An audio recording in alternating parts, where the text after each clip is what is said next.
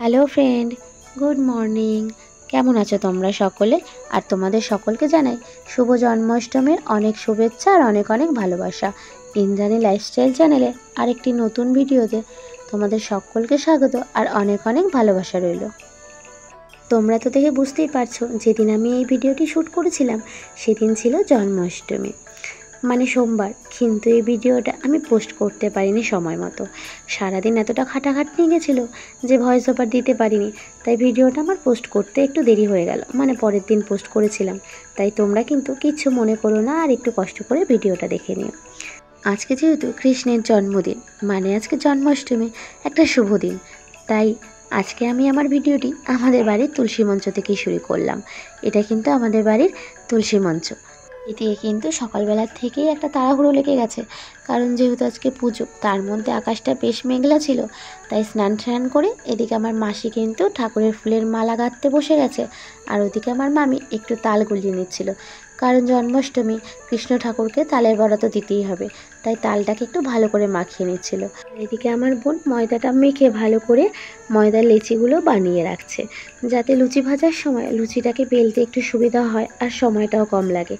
সবাই কিন্তু মোটামুটি হাতে হাতেই কাজ করছিল। আর এইদিকে আমার মামি কৃষ্ণ ঠাকুরের জন্য ভোগ বানাতে বসে পড়েছে।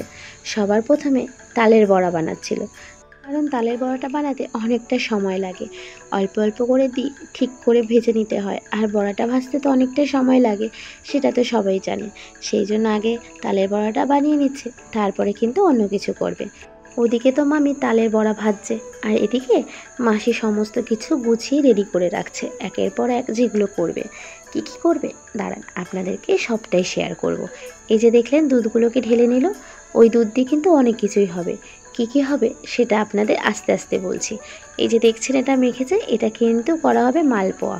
মালপোয়ার জন্য সমস্ত কিছু এর মধ্যে মিক্স করে নিয়েছে। আপনারা তো সবাই জানেন যে মালপোয়ার ব্যাটারটা কী করে তৈরি করতে হয়, তবু আমি একবার বলে দিচ্ছি।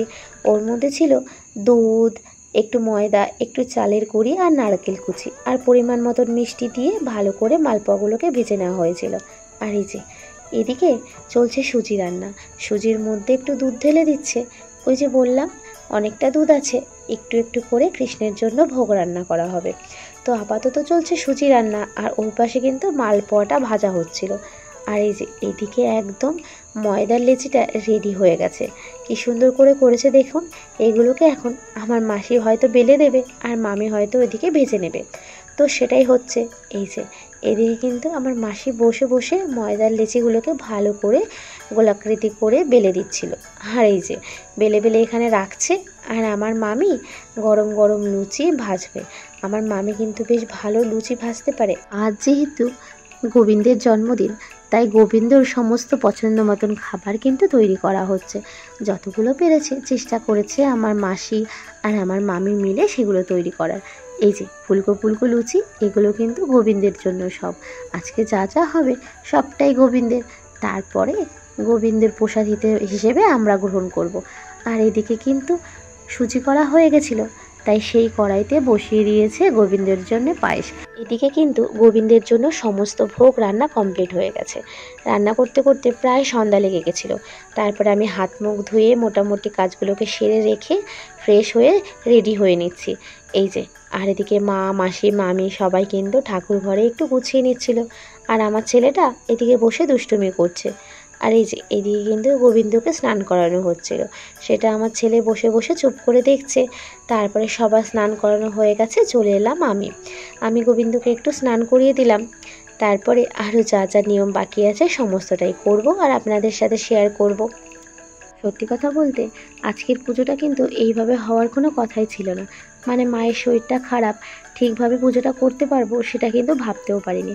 কিন্তু এই যে বলে ভগবানের ইচ্ছে ছাড়া কোনোদিনও কিছুই হয় না।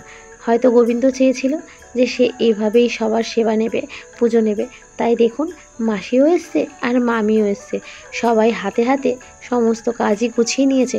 তাই গোবিন্দর পুজোটা খুব ভালোভাবে হয়ে গেছে। আমাদের বাড়ির এই মন্দিরটা কিন্তু খুব বেশি দিন হয়নি, এই ধরুন 4-5 বছর হবে। তার মধ্যে বিয়ের আগে কিন্তু আমি একবারই পুজো দিয়েছি, মানে প্রথম বছর যখন গোবিন্দকে প্রথমে মন্দিরে নিয়ে আসা হয় তখন পুজো দিয়েছি। আর এই যে বিয়ের পরে আমি এই একবার দিলাম, আর নানান অসুবিধার কারণে ঠিক মতন পুজো দিতে পারি না, তাই আজকে একদম মন ভরে গোবিন্দর পুজো দিয়েছি। জানি না গোবিন্দ কতটা আমার পুজোয় সন্তুষ্ট হয়েছে, তবে আমি চেষ্টা করেছি যতটা পারি মন থেকে তার সেবা করতে। আর এই যে এদিকে কিন্তু গোবিন্দকে স্নান করানোর পরে আরও অনেক কিছু গুছিয়ে নিচ্ছিল। সন্ধ্যা লেগে গেছিলো বলে তাই সবার আগে রাধা গোবিন্দকে স্নান করিয়ে নেওয়া হয়েছিল। তারপরে মাসি একটু রাধা গোবিন্দকে সাজিয়ে নিচ্ছিল, গলায় মালা, মাথায় টোপর আর দিয়েছিল হাতের বালা। বেশ ভালো লাগছিল দেখতে মুখটা, জানেন রাধা গোবিন্দের এত মিষ্টি লাগছিল কি বলবো। আমার তো মনে হচ্ছিল এত সুন্দরভাবে হাসছে, মুখটা যে এত মিষ্টি লাগছে, জানি না কে লক্ষ্য করেছে, তবে আমি কিন্তু বেশ ভালোভাবেই লক্ষ্য করেছি। গোবিন্দের জন্মদিন বলে কথা, একটু মিষ্টি না দেখালে হয়। আর এই যে এদিকে কিন্তু আমার পাড়ার দাদারা একটু ভোগ রান্না করছিল, মানে ঠাকুরের নাম করে সবাইকে একটু খিচুড়ি প্রসাদ খাওয়াবে, তারই আয়োজন চলছিল ওদিকে। আর এই যে এদিকে কিন্তু ফল প্রসাদ, মিষ্টি সমস্তটা সাজিয়ে একদম রেডি। এবার কিন্তু একটা জিনিসের একটু কম ছিল, কি বলুন তো, ব্রাহ্মণ। ব্রাহ্মণ হলে একটু মনটার মধ্যে মনে হয় অনেকটাই শান্তি হতো। আমরা কিন্তু মনে মনে সেটাই ভাবি, যতই নিজেরা পুজো দিই মনে হয় ব্রাহ্মণ হলে হয়তো সমস্তটা একেবারে সম্পূর্ণ হয়ে যেত।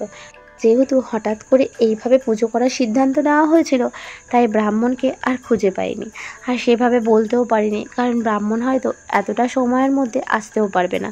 তাই নিজেরাই চেষ্টা করেছি গোবিন্দর সেবা করতে, যতটা পেরেছি সবাই মিলে মন থেকে গোবিন্দর সেবা করেছি।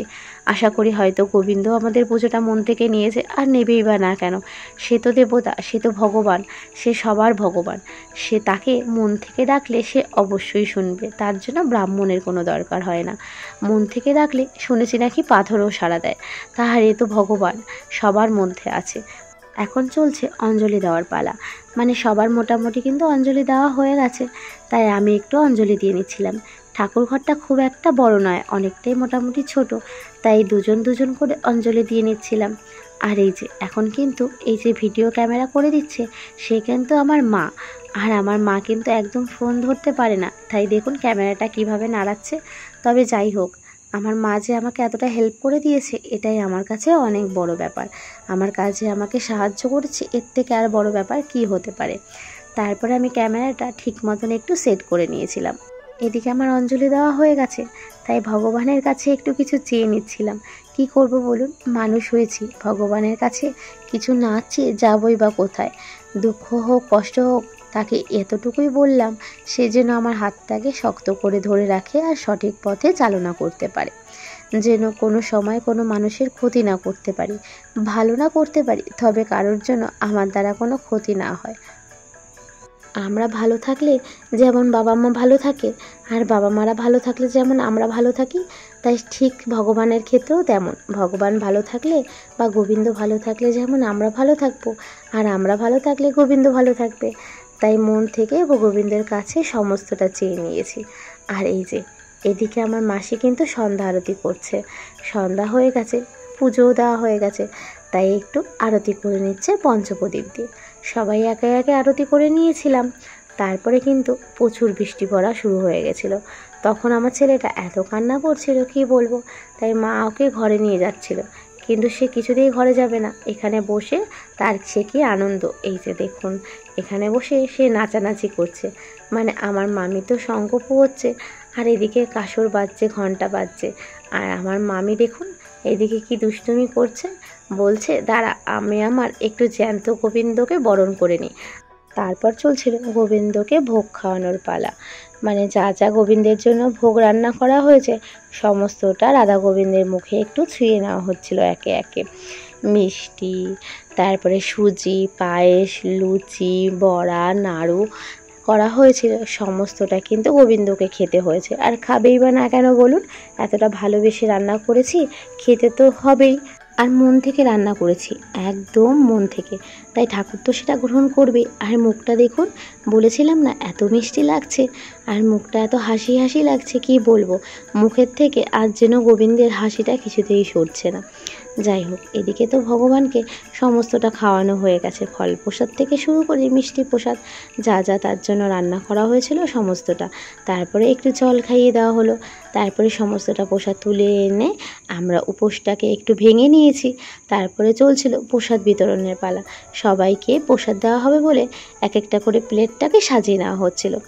যাই হোক, আজকের মতন কিন্তু আমি এই ভিডিওটাই আপনাদের সাথে শেয়ার করেছি, কারণ আজকে জন্মাষ্টমী, রাধা গোবিন্দ ছাড়া আর আপনাদের সাথে কী বা শেয়ার করব বলুন।